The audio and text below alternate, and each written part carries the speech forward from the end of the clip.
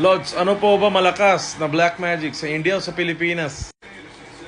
May mga na-encounter din tayo mga pangyayari sa kaibigan, family dito sa Pilipinas. Pero sa India, ibang level, guys. I'm telling you, ibang level, solid. Wala talagang unbeatable country. There are some documentaries, movies about black magic. Sa Netflix, gusto nyo manood. Example, yung Shaitan.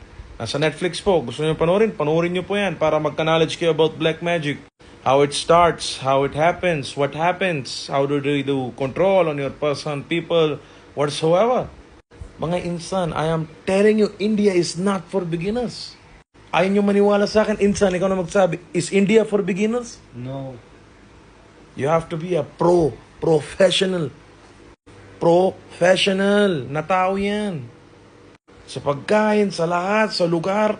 Oh my God. Not for